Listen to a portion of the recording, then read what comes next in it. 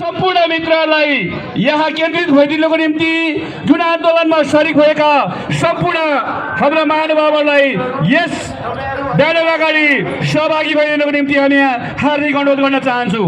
हामीलाई विश्वास छ यी नालायक सरकारले जुन राज्यमा चाहिने कुशल प्रशासनिक व्यक्तित्वहरूलाई राज्यले बर्खास्ती गरेको छ, दमन गरेको छ।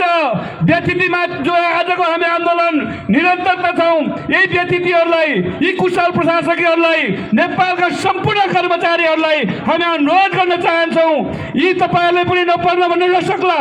भोलि तपाईँले राज्यको निम्ति र आफ्नो कुशल प्रतिभाहरू, कुशल व्यक्तित्वहरूले आफ्नो क्षमता देखाउँदै गर्दाखेरि र राज्यको निकायमा बस्दै गर्दाखेरि तपाईँले पनि बर्खास्ती हुनसक्छ।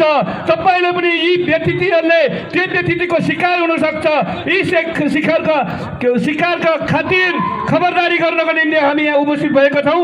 सम्पूर्ण महानुभावलाई यहाँ एकत्रित भइदिनको निम्ति हामी हार्दिक अनुरोध गर्न चाहन्छु र सम्पूर्ण आन्दोलनमा सरिक हुनुभएका विभिन्न नागरिक गएका व्यक्तित्वहरू, विभिन्न कलाकारहरू, सञ्चारकर्मीहरू, बुद्धिजीवीहरू, राजनीतिक दलका प्रतिनिधिज्यूहरू, माननीय सांसदज्यूहरू, पूर्व मन्त्रीज्यूहरूलाई हामी सबैलाई यता एकत्रित भइदिनको निम्ति हामी हार्दिक अनुरोध गर्न चाहेको यहाँलाई जानकारी गराउँदै अब हामी केही समय पछाडि हामी यो नारा खन्काइदिनको निम्ति हामी यहाँ प्रवीण बलज्यूलाई म अनुरोध गर्न चाहन्छु।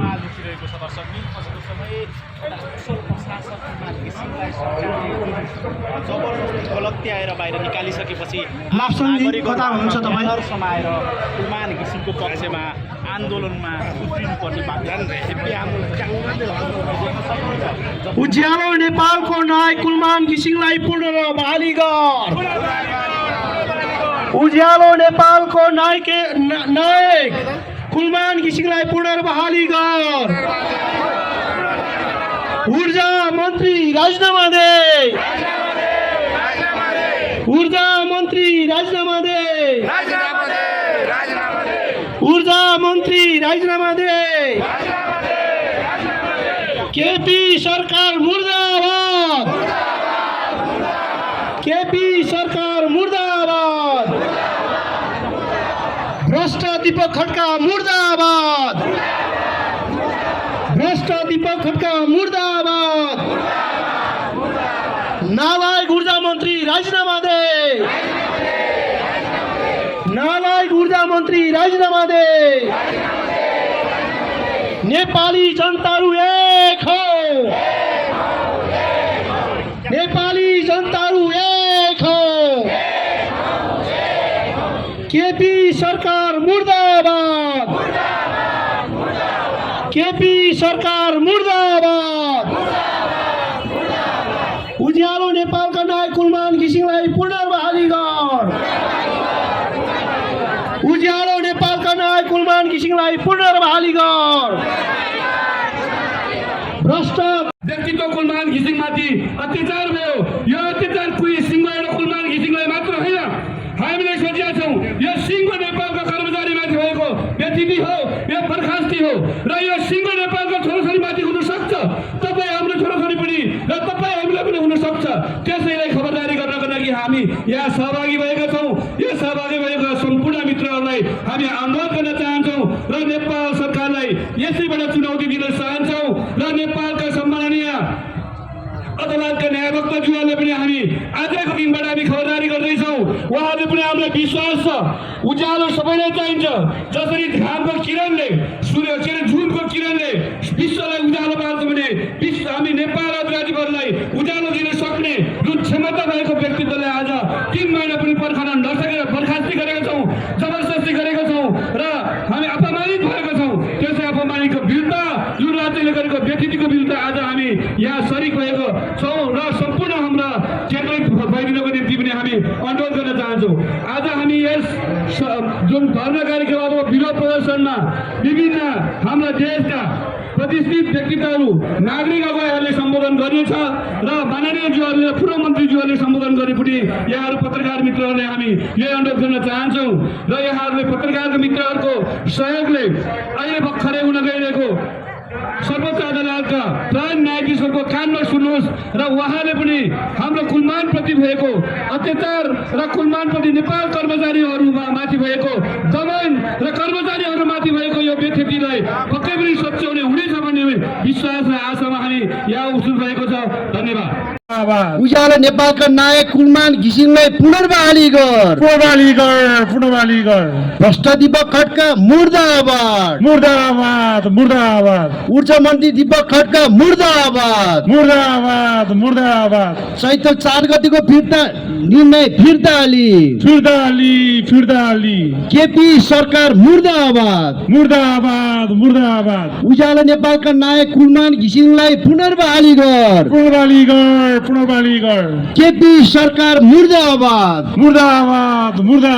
उज्यालो नेपालका नायक कुलमान घिसिङलाई पुनर्बहाली गर। कुलमान घिसिङ जिन्दाबाद। केपी सरकार मुर्दाबाद। बिचौली दीपक खड्का मुर्दाबाद। बिचौली दीपक खड्का मुर्दाबाद। केपी सरकार मुर्दाबाद। उज्यालो नेपालका नायक कुलमान घिसिङलाई पुनर्बहाली गर। केपी सरकार मुर्दाबाद। भनेको काम गर्नुपर्ने सधैँ हामीलाई यसरी घोक्राइराख्छ भने अब हामी तपाईँहरू जस्तो बन्दुक पुलिस प्रशासन लगाउँदैनौँ। यही डम्फु बजाएर सन्देश बाँडेर विश्वभरि तामाङमाथि भएको दमनको बारेमा विश्वलाई सुनाएर तिम्रो बाबुबाजे गोर्खादेखि आएको पृथ्वीनारायण शाहको सन्तानहरू अझै राजा ल्याउन भनेर उफ्रिहिँडेको छ। तेरो राजा लिएर गोर्खा फर्के हुन्छ। गोर्खामा दौडिएर राजा हुने कथा छ। गोर्खा फर्के हुन्छ। कसैको राजा महाराजा बोकेर बाँच्नु छ भने तिम्रो बाबुबाजे जहाँबाट आएको त्यहाँ छ। नत्र भने नेवार तामाङको घाँटी काटेर काठमाडौँमा बसेर धरामा मुनि बसेर दरबारभित्र अर्काको लुटेको जमिनमा बसेर राजा ल्याउने हुङ्कार नगरे हुन्छ। यो गणतन्त्रमा हजारौँ दाजुभाइले बलिदान गरेको त्यसै होइन, त्यसैको फलस्वरूप आज घाँटी काट्नु पर्यो। हामी पनि तयार छ। हामी अजमगरी बाँच्न कसैको स्वास्नी लुटेर महाराजा बन्न बसेको होइन। अब हामी गीत सुनाउँछौँ। हामी अरूसँग भन्न चाहन्छु, कानुन लेखेर यसरी हेप्ने चलन गयो। तिम्रो राजा महाराजा बनाउँछौ भने तिम्रो गाउँमा लगेर बनाऊ, दरबारमा लगेर तेरो जुन ठाउँबाट तेरो राजाको जन्म भएको थियो त्यही ठाउँमा लगेर बनाऊ। नत्र भने यो गणतन्त्र हो, यो जमिन, यो धरती, यो आकाश तिम्रो बाबुको फिर्ता होइन। संयुक्त आन्दोलनमा प्रदर्शनीमा सहभागी हुनुभएका सम्पूर्ण महानुभावहरू, संयुक्त आन्दोलन परिचालनका कमिटीका विभिन्न राजनैतिक दल, विभिन्न समाज आज कुलमान घिसिङ जस्ता हजारौँ देशभक्तिहरूलाई विदेशबाट बाध्य बनाएको छ। त्यसको विरुद्धमा हरेक नेपालीहरू एकमुष्ट भएर यो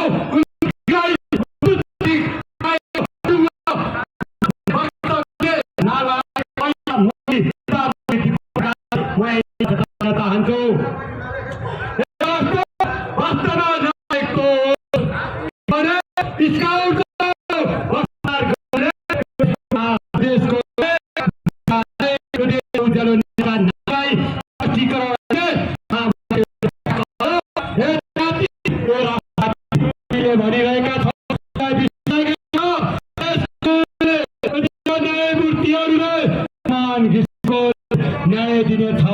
मान घिसिङले दिँदै गर्दा सिंहको 3 करोड जनताले न्याय छन् भन्न चाहन्छु। यो साथीहरू घिसिङ तत्काल विद्याधिकारमा तत्काल मुक्ति नागरिकको आवाज हो, कर्णालीको आवाज हो, सुर्खेतको आवाज हो। समग्र हमारे